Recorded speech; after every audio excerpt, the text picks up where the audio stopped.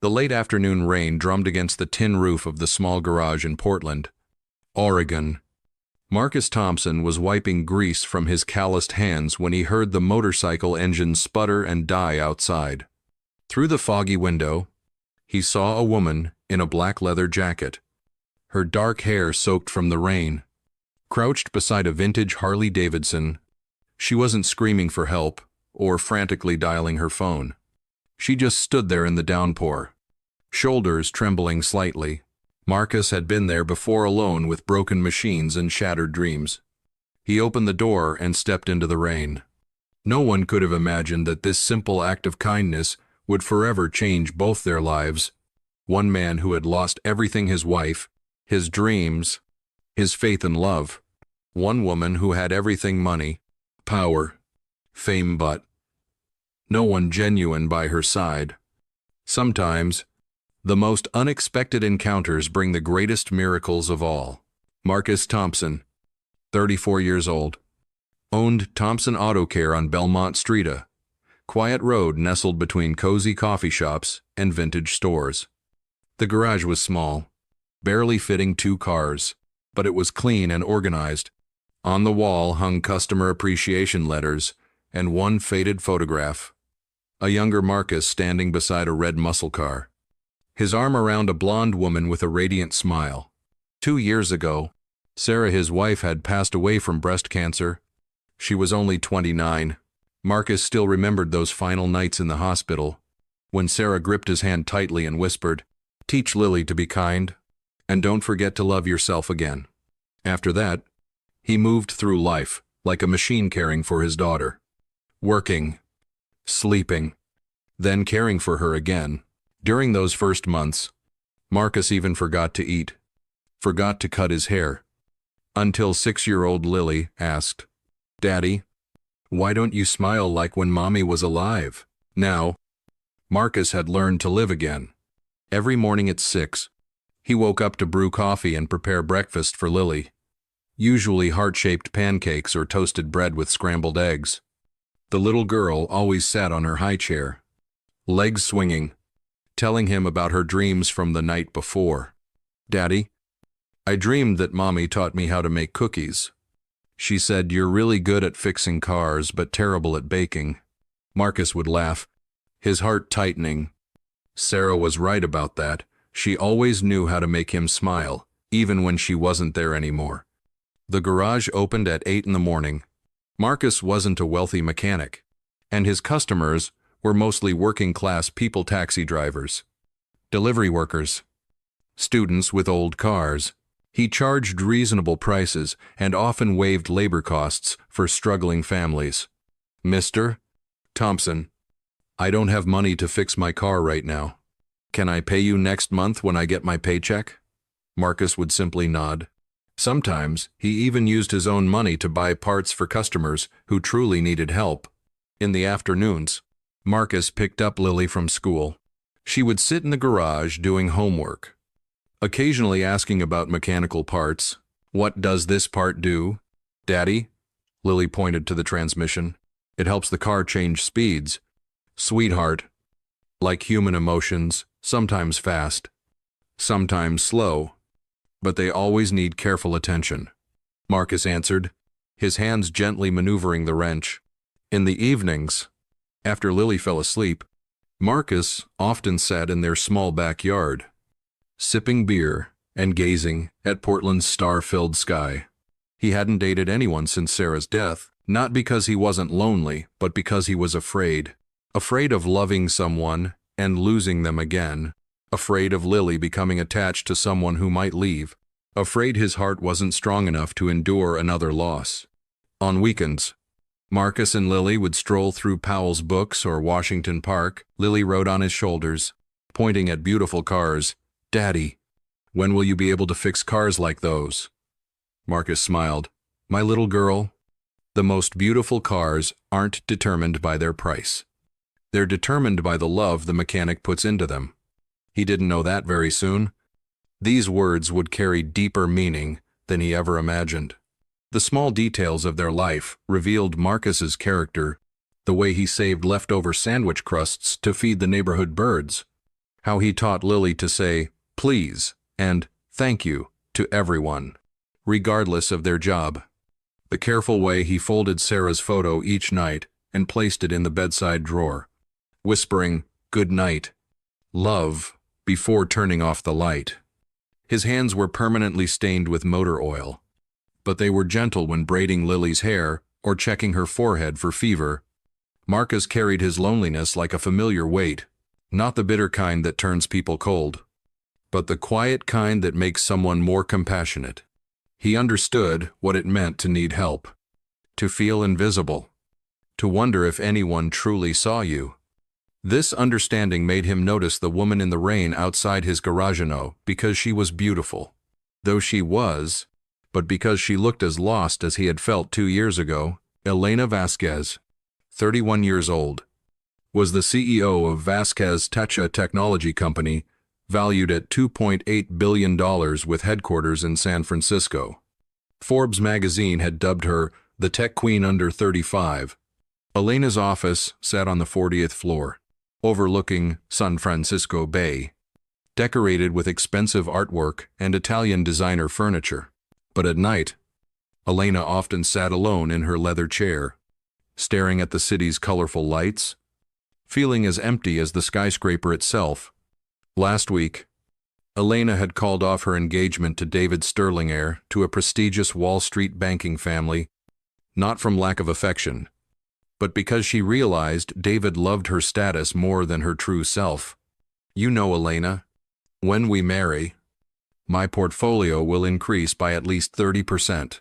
Your company perfectly complements my family's investment portfolio, David had said during dinner at a 3-Michelin-star restaurant. Elena set down her fork and looked directly into his eyes. Do you ever remember what my favorite color is? Or my favorite food? David fumbled, forcing a laugh. Color, blue, and food. Sushi?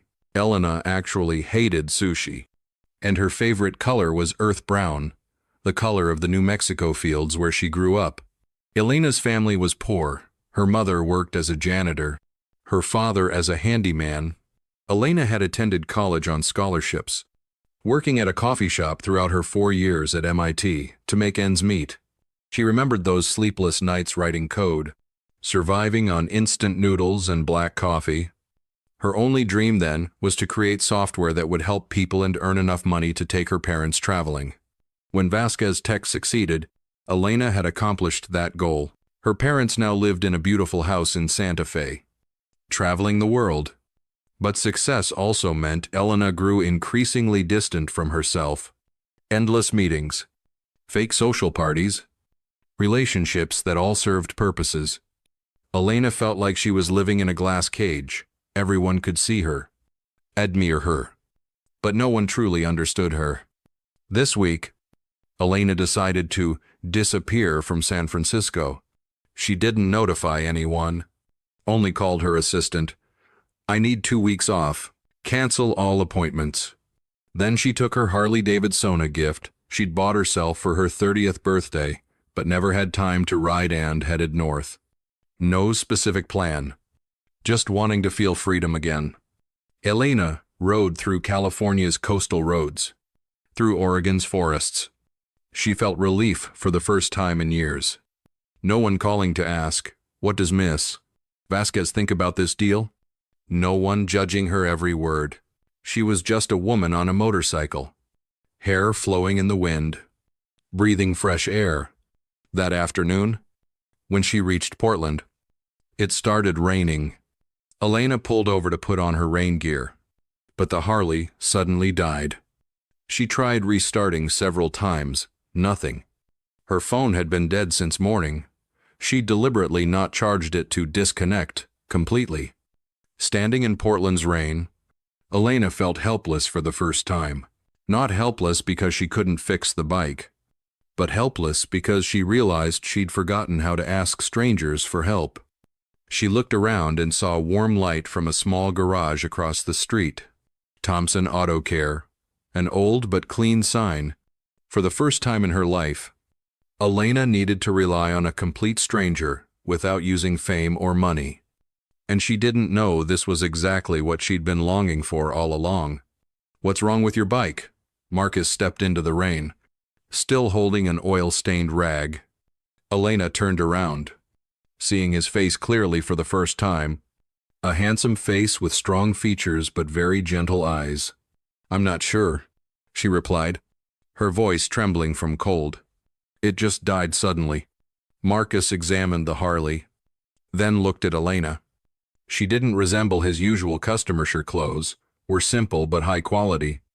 The watch on her wrist looked expensive, but her eyes held something tired, like someone who had traveled very far and for very long. "Come inside. You're soaked. Let me check your bike." In the garage, Elena sat on a small plastic chair, watching Marcus work. He checked each part carefully, occasionally shaking or nodding his head slightly. "Fuel lines clogged," he said after 15 minutes, "probably from sitting unused for too long. I can fix it right away. But we need to wait for the rain to stop." "How much do I owe you?" Elena asked, reaching for her wallet. $50? Marcus replied without looking up. Elena was puzzled. "In San Francisco, this would cost at least $200. Are you sure? I can pay more." Marcus stopped working and looked at her curiously. "Why do you want to pay more? The work is only worth $50. This simple question left Elena speechless. In her world, everything had a price, and high prices meant quality, respect, status. I just want to make sure you've done good work. You can judge my work by the results." Marcus smiled for the first time. Not by the money. Just then, small footsteps echoed. Lily appeared from the back door, hair in pigtails, holding a sandwich. "Daddy, I'm hungry. Have you eaten?" Then she saw Elena, her eyes lighting up. "Hi, you're so pretty." Elena smiled genuinely for the first time in weeks. "Hello there. What's your name?" "I'm Lily. This is my daddy." Lily pointed at Marcus proudly. "My daddy is really good at fixing cars. He says cars are like people. They need love to run well." Marcus blushed. "Lily, your daddy's right," Elena said sincerely. "I think I haven't loved this bike enough." The rain continued. Marcus invited Elena to stay for dinner. Just simple spaghetti and salad. Lily talked about school, about her drawings, about her dream of becoming a veterinarian. Elena listened intently, experiencing for the first time a conversation unrelated to work, profit margins, or market strategy. "What do you do for work?" Lily asked innocently. Elena paused, unsure how to answer. I work with computers." "Like games? Something like that?" Elena laughed. She realized she'd never explained her job so simply. When the rain stopped, Marcus had finished repairing the bike. The Harley started immediately. "Thank you," Elena said, handing over $50. Then she stopped. Could I come back? I'll be in Portland for a few days. The garage is always open," Marcus replied. But there was something warm in his eyes. The next day, Elena returned with the excuse of checking her bike. And the day after that, with the excuse of wanting to learn basic maintenance. Marcus didn't ask why someone with an expensive Harley didn't know maintenance. And Elena didn't explain why she needed to stay in Portland longer than planned. Maria, the coffee shop owner next door, occasionally brought coffee to Marcus. This time she saw Elena and smiled. "Haven't seen Marcus this cheerful in a long time." Elena blushed but felt warm inside. During afternoons, Elena and Lily played together in the garage. The little girl taught Elena to draw. Elena told Lily about her travels. "You've been to so many places," Lily sighed. "I want to grow up like you." "No," Elena said gently. "You should grow up to be yourself. That's the most special thing." Marcus observed them, his heart stirring.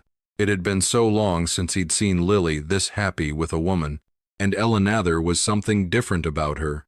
Not fake mystery, but genuine authenticity she was trying to rediscover. Their interactions were small but meaningful. Elena, learning to check tire pressure, while Marcus patiently explained each step. Lily, insisting Elena stay for lunch. Then proudly serving her a peanut butter sandwich, made with extra love. The three of them sitting in the small backyard after dinner. Elena listening to Lily's bedtime stories while Marcus cleaned his tools. Elena had never experienced such peaceful moments.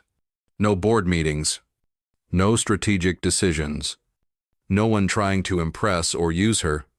Just simple human connection. Marcus's quiet strength. Lily's innocent joy. The satisfaction of working with her hands. She found herself laughing more. Sleeping better. Feeling lighter than she had in years. But Elena also struggled with guilt. Every day she stayed was another day of deception. She wasn't just a woman who worked with computers, she was a billionaire CEO whose disappearance was probably causing chaos in San Francisco.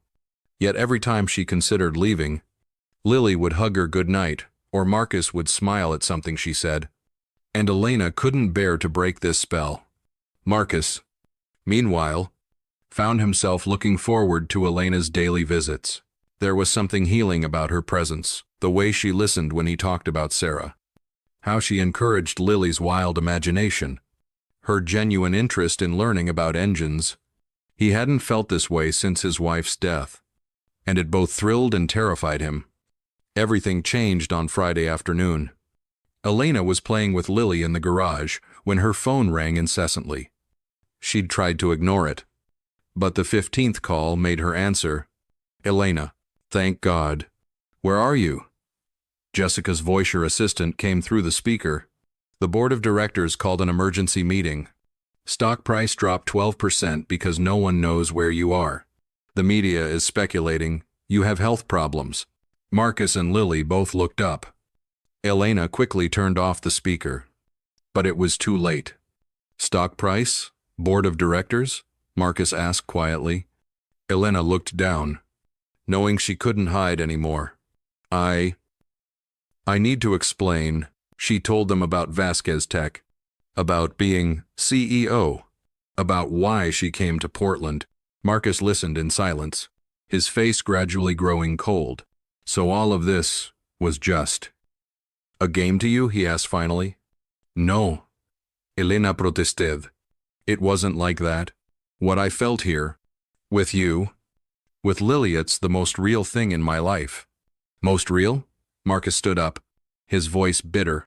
You lied to me for a week? You let me and my daughter believe you were just an ordinary person. What's real about that? Lily looked between the two adults, tears forming in her eyes. Why are Daddy and Elena fighting? Elena knelt down, taking Lily's hands. Sweetheart, we're not fighting. It's just that she has to go back where she belongs. Marcus said, his voice hard. Lily, go inside the house. But Daddy. Go inside. Lily ran in, sobbing. Elena stood up, her eyes also red. Marcus, please let me explain. Explain what? Marcus turned back, pain in his eyes. How you see us. Are we your entertainment? Or do you want to write a memoir about living like poor people? You know I'm not like that. Elena said, her voice shaking. I don't know who you are. Marcus replied. The woman I thought I knew wouldn't lie for an entire week. You let us open our hearts. Let Lily get attached to you. And now you'll fly back to San Francisco and forget everything. I won't forget. Elena cried. I can't forget. But you will leave. Marcus said, his voice tired. You have an entire empire to run. And us? We're just an interesting chapter in billionaire Elena Vasquez's life. Elena shook her head vigorously. That's not true. You and Lily are the most important things to me. Most important? Marcus laughed bitterly. Then why didn't you tell the truth from the beginning? Because you knew we'd treat you differently if we knew who you were. Because you enjoyed being loved like an ordinary person. But you're not ordinary. Elena. And I can't live in that fake world. Elena stood there, tears falling like rain. She knew Marcus was partly right. She had hidden the truth because she was afraid of losing these simple moments. But she also hid it because she was afraid Marcus would look at her differently with calculating eyes, like everyone else who wanted to use her. "I'm sorry," she whispered. "I never meant to hurt you and Lily." "But you did," Marcus said. "And the worst part is you made my daughter believe you would stay." Elena knew there was nothing left to say. She grabbed her bag and walked toward the Harley Frem. "I'll transfer money for the bike repair." "Don't," Marcus interrupted. "You already paid." Elena stopped at the garage door. Turning back, "Marcus, if I weren't a CEO, if I were just ordinary Elena, would you?" "But you're not," Marcus said.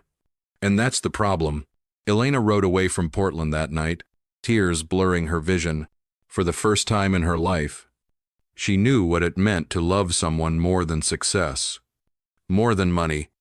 And for the first time, she understood why people say love can cause such pain. 2 weeks later, Elena returned to San Francisco but felt like a different person.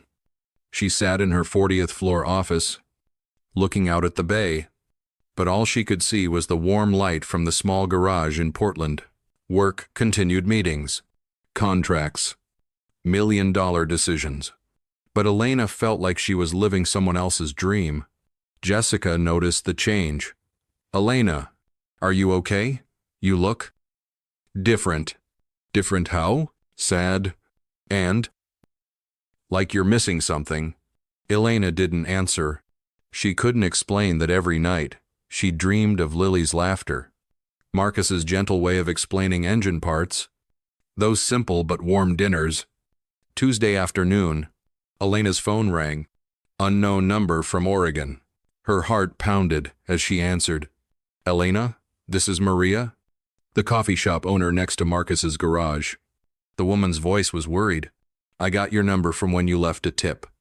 Can you come to Portland right away? Lily had an accident." Elena's blood ran cold. "What accident? Is she okay?" "She fell off her bike. Head injury. She's in a coma at Oregon Health and Science University Hospital." "Marcus is?" "He's almost collapsed. He won't leave the hospital. Won't eat anything. I think he needs you." Elena didn't need to hear more. She canceled all meetings, booked the first flight to Portland. During the 2-hour flight, she prayed for Lily, prayed for Marcus, prayed to be forgiven for leaving when they needed her most. At the hospital, Elena found Marcus sitting beside Lily's bed. He looked haggard, unshaven, eyes red-rimmed. Lily lay motionless, head bandaged, machines beeping steadily. Marcus looked up when he saw Elena, surprised, but saying nothing. "I came as soon as Maria called," Elena whispered, sitting in the chair beside him. "How is she?" "Doctors say she might need surgery." Marcus' voice trembled. "My insurance won't cover it. They want to transfer Lily to a public hospital, but they don't have the best neurology department there." Elena was quiet for a moment, then took out her phone. "Jessica, transfer $500,000 immediately to Oregon Health and Science University Hospital. Patient account, Lily Thompson. Request the best neurology team to care for her." Marcus grabbed her hand. "Elena, I can't accept." "This isn't for you?" Elena said, looking directly into his eyes. "This is for Lily. She deserves the best care." Marcus was silent, tears streaming down his face. He gripped Elena's hand tightly. "Why did you come back?" "Because I love her," Elena answered honestly. "Because I love you. Because this family is the most important thing in my life." For the next 3 days, Elena didn't leave the hospital. She slept in chairs, ate vending machine food, held Lily's hand, and told her stories. She talked about travels, about oceans and mountains, about wonderful things waiting for Lily to discover. Marcus watched Elena, realizing this was her true self, not the powerful CEO, but someone who knew how to love unconditionally. He saw her read stories to Lily in a gentle voice. saw her carefully wipe the little girl's face, saw her pray beside the hospital bed. Wednesday morning. Lily opened her eyes. "Elena?" Her voice was weak. "You came back." Elena burst into tears. "Sweetheart, I'm here. I'm not going anywhere anymore." Marcus stood beside them, also crying. He realized he'd been wrong. Elena didn't come here out of guilt or obligation. She came because of love that needed no conditions. No explanations. 1 month later, Lily was fully recovered and discharged. Elena was still in Portland, renting a small apartment near Marcus's garage. She worked remotely, running the company through video calls and emails. For the first time in her life, work wasn't her top priority. Mornings, Elena took Lily to school, then stopped by the garage to help Marcus. She learned to change oil, check tires, even repair simple breakdowns. "Did you know Elena is really good?" Lily told Maria. "She fixed Mrs. Peterson's car that even Daddy had to think about for a long time." Marcus smiled, watching Elena concentrate on assembling engine parts. Her hair was tied back, wearing an old t-shirt, hands covered in grease, but she looked happier than ever. "She's learning fast," he told Lily. "Does Daddy love Elena?" Lily asked directly. Marcus stopped working, looking at his daughter. "Why do you ask that?" "Because Daddy smiles more when she's here. And Daddy isn't sad anymore like when Mommy died." Marcus knelt down, hugging Lily. "Would it bother you if Daddy loved someone other than Mommy?" Lily shook her head. "Mommy told me in my dream to take care of Daddy. And now Elena takes care of Daddy, so I don't have to worry." That evening, Marcus and Elena sat in the small backyard, looking up at Portland's starry sky. "Elena," Marcus began, "do you regret leaving everything in San Francisco?" Elena took his hand. "I didn't leave anything. I just brought the most important things here. But your company will run fine. I promoted the COO to CEO, and I'm just an advisor now." Elena turned to look at Marcus. "You know, my whole life I thought success meant having more things. But now I understand. Real success is knowing how to keep the right things." Marcus smiled. "So what's the right thing for you?" "This family," Elena answered without hesitation. "You and Lily, morning breakfasts together, afternoons in the garage, bedtime stories. I want to become Lily's mother." "Want to grow old with you?" Marcus turned, looking deep into Elena's eyes. "Are you sure? This life is very ordinary. Nothing grand like your old world. That's exactly why I love it." Elena smiled. "Will you have me, Marcus Thompson?" Instead of answering with words, Marcus kissed her. A slow kiss, full of love and promise. The next morning, Elena woke up in Marcus's arms, hearing Lily running around in the yard. She smiled, never having felt this happy. The phone rang, Jessica calling from San Francisco with news about $1 million deal. Elena looked at the screen, then turned off the phone. "Not important?" Marcus asked. "Nothing's more important than breakfast with family?" Elena replied, kissing his forehead. 6 months later, Elena and Marcus held a small wedding in the garage decorated with LED lights and Oregon wildflowers. Lily was the flower girl, carrying a small bouquet. Maria made the wedding cake. The guests were just neighborhood friends and regular customers. No reporters, no celebrities, no grand parties, just real love, real smiles, and real happiness. In her speech, Elena said, "I used to think I needed to prove my worth through success. But Marcus and Lily taught me that a person's real value lies in their ability to love and be loved. Today, I'm not just marrying the man I love, but joining a family I'll protect and nurture for life." Marcus held his wife's hand, looking at Lily's radiant smile. "Sarah, don't worry. We'll be happy." The Harley sat in the corner of the garage, now running smoothly, like new. Beside it were Lily's small bicycle and Marcus's old pickup truck. 3 vehicles,